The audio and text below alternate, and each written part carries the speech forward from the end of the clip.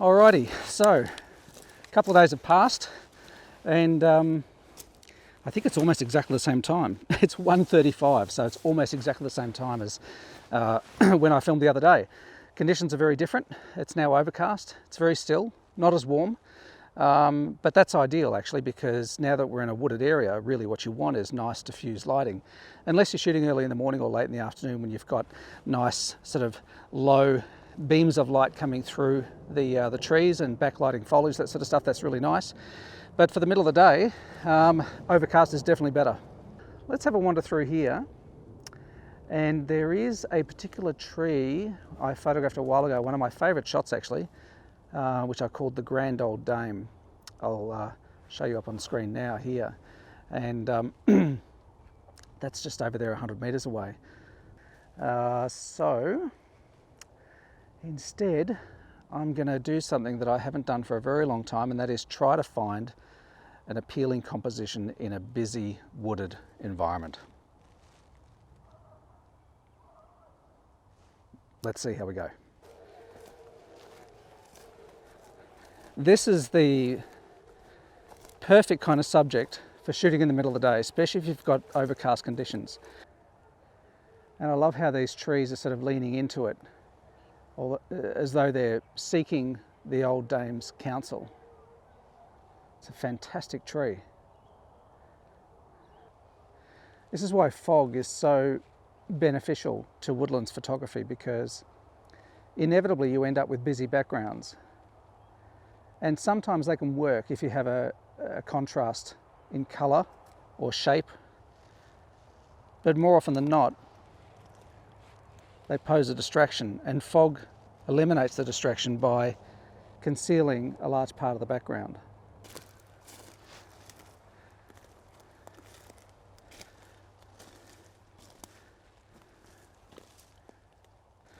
But maybe from a different angle. This is the angle I photographed it from last time with the Samyang 14. But let's see what happens if I move around. And this is something you should always consider, is just taking the time to walk around your subject and see it from all angles.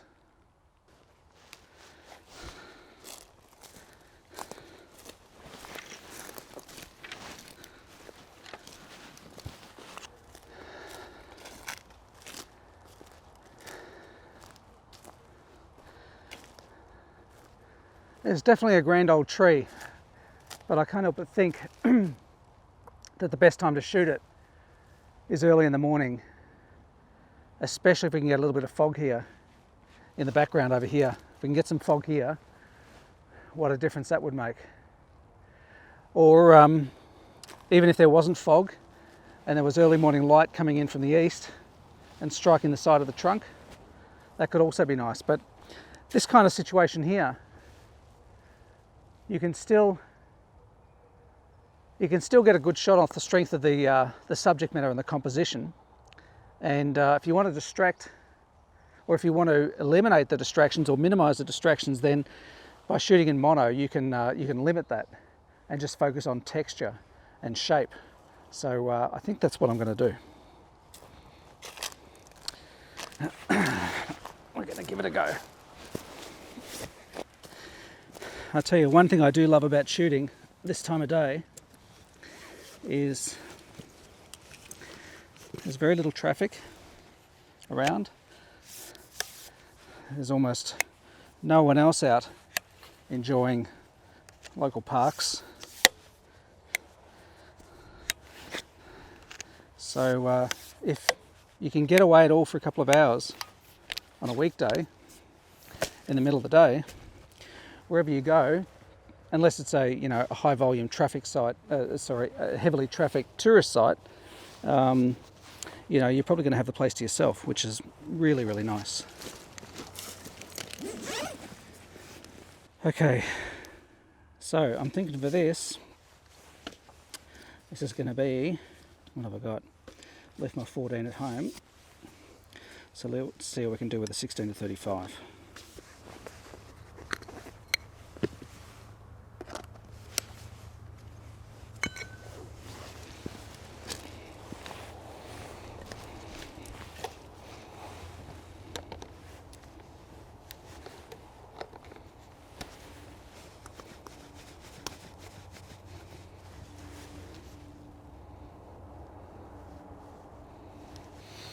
back further. Need to take my silly hat thing off.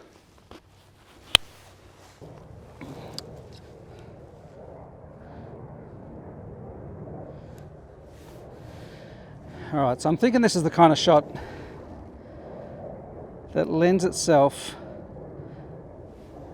better to shooting from a low angle. So that's what I'm going to do. This is a shot that's based purely on shape and texture, so eliminating as many of the distractions as I can by getting down low, removing a lot of the background, that helps with that. And then, because we've got very muted tones today, this can either be a colour image or a mono image. I think either is going to work fine. There's not a great deal of colour in this image anyway, so it'll just come down to personal preference at the end. So anyway, I'm going to get down very low and shoot it from down at ground level and see what we come up with. So I'm going to take a couple of images here and do an HDR blend, because even though I'm not too fussed about the sky in the background, if it blows out too much, then it bleeds around the branches on the tree, and so you lose detail from light flaring around the branches. So I'm going to do a couple of exposures. One is going to be for the tree, of course, for the foreground. So I just move my focus selector down to the base of the trunk and check my exposure. Yep, that looks good. 100 ISO, f11, 15th of a second. So let's lock that in position. Get a little bit more height. And then I'm going to shoot one at, instead of 15th of a second, I'm going to go until I can see the sky get nice and detailed. 1/25th of a second, so there's quite a bit of difference. It's really important, if you're going to be doing an HDR blend like this of a couple of exposures, that you have a very sturdy footing with your tripod. You use a self-timer or a remote cable release. And there goes my phone. You always end up in all my videos, don't you? What, man? What do you want?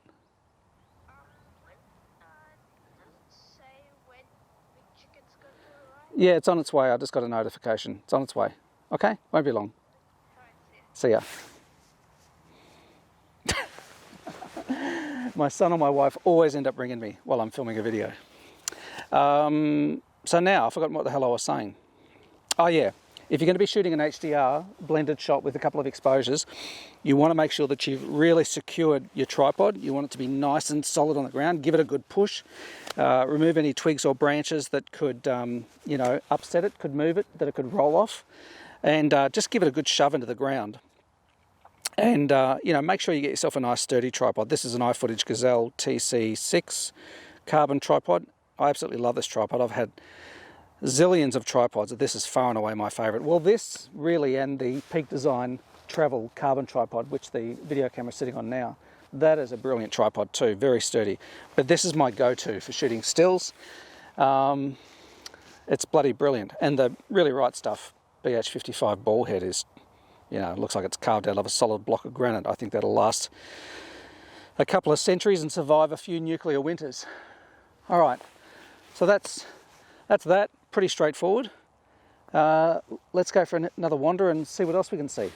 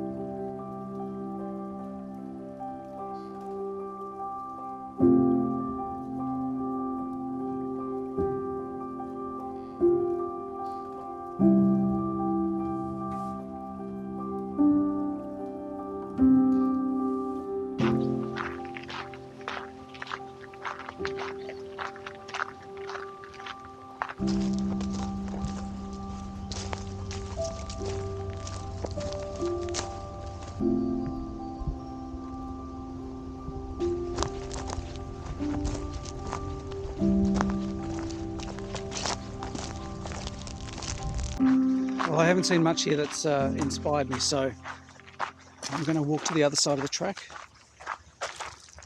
and see what I find over there. The woodlands here are very different to what you'd find in most parts of the UK and the US. It's fairly boring gum. I mean, we've got lots of different species of gum here in Australia, but this particular species, it's pretty enough, but in this kind of flat light, it's not exactly inspiring. What you're looking for when you're shooting woodlands is any one of a number of possibilities. A tree that stands out from the rest, either by colour or shape or where it's positioned. Contrasts in tone or texture or lighting conditions, especially early in the morning, late in the afternoon, where you might have one particular tree bathed in light and the valley behind it or the hill behind it in darkness. That can be really dramatic and beautiful. Or it might be patterns, something that repeats, a row of trees, something symmetrical, or the juxtaposition of both, either a tree that really stands out and a pattern off to one side or behind it. There is one such tree about 100 metres from here that I photographed a while ago in exactly these kinds of conditions. Actually, no, it was a bit sunny. It was middle of the day. Those conditions were very similar to what I was shooting in a couple of days ago. Middle of the day, sunlight, fairly contrasty, but the combination of a very unusual tree surrounded by very different trees, but a collection of them, provided wonderful contrast. Now here's an interesting tree. The question is, will it make an interesting photograph?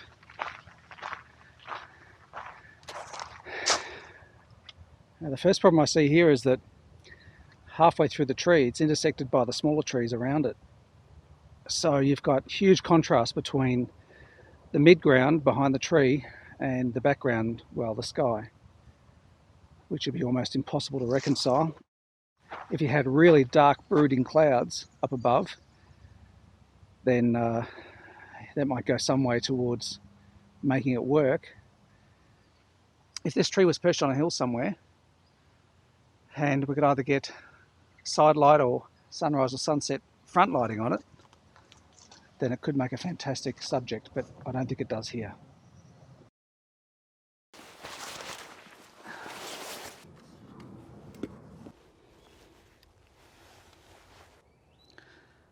Sometimes when you're faced with a busy environment like this, a good thing to do is pull out a long lens and just start training it around at different parts of the forest and see if you can pluck out something interesting.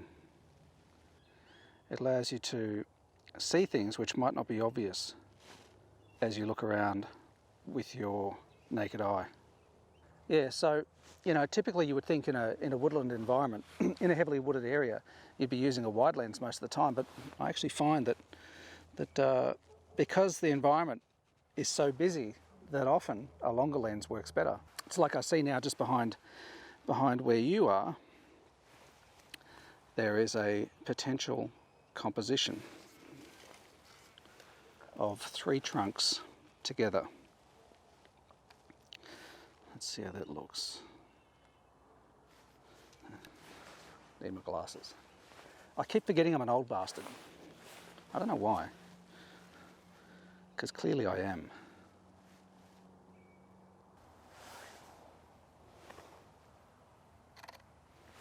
Oops.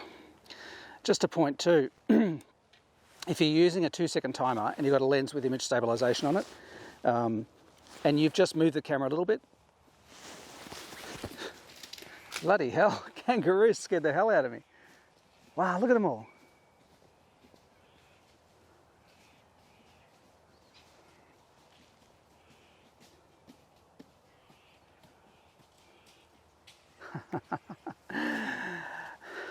Gave me a heart attack. Speaking of being old, I just about had a heart attack.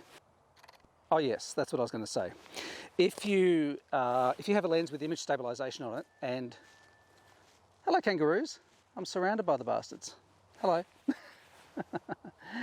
If you're using a lens with image stabilization on it, and you've just moved it into position, or you've knocked it, you might find that it still moves a little bit for a couple of seconds as it decides, okay, this is where I need to be. You'll find the GoPros often do that. You'll move it and then the actual sweep will go like that. It takes a couple of seconds. So if you're shooting with a long lens like this and it's windy conditions and you're on a tripod, I found that the image stabilization can actually help. But if you're shooting with a slow exposure and you've only got a 2-second timer set, then you might find that actually it's still stabilizing when the shutter is fired. And you don't want that, because then that's the same effect as you moving the camera during an exposure. So in many cases it pays to turn the image stabilization off if you're using the camera on a tripod with a 2-second timer. Just a tip there. All right, now while a shot might look kind of boring in the viewfinder, if you've got the basics right, if the subject matter is interesting, if the way the elements are arranged are interesting, but the light is just flat, then, and I know light is, in many cases, it's seen as everything with landscape photography, but that was certainly true in the days of shooting Kodachrome. It's less important these days, still very important, but less so. It's less critical than it used to be because we now have Lightroom and Photoshop and other tools. And you can get a scene which looks flat and uninteresting light-wise, but compositionally or subject matter-wise is interesting, and you can play around with the colours to actually bring attention to what the core subject is, and create a much more interesting result. There are lots of little things you can do in this kind of situation where you have flat light, a busy environment, and what would seem on the surface to be limited options. You know, as we've seen, you can get in close to a specific element of the scene.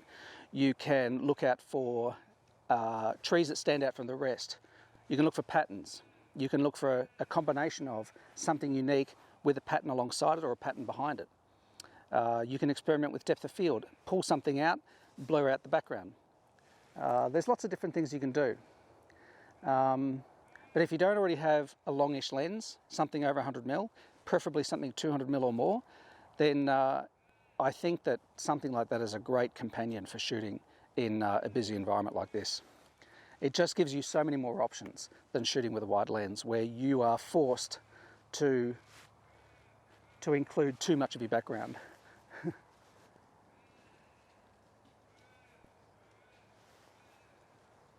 This is so cool. Surrounded by kangaroos.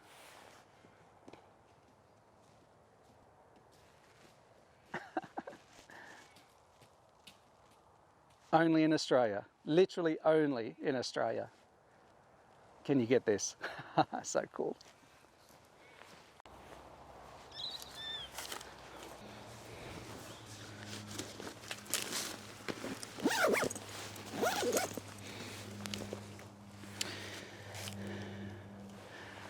All right, I reckon that's enough for today. We'll go back to the studio and see what we've got. All right.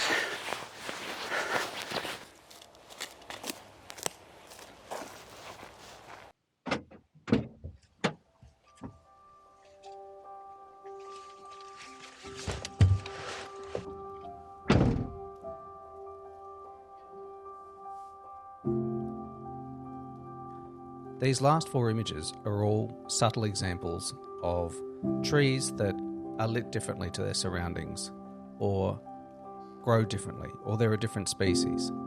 Something which makes them stand out from their contemporaries.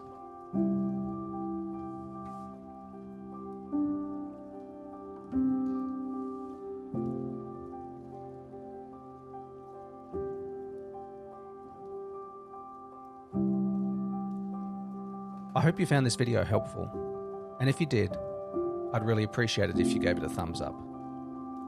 It helps others to find my videos and videos like them. And if you're not subscribed, I'd love to have you. Thanks for watching, and I hope to see you again next week. Bye-bye.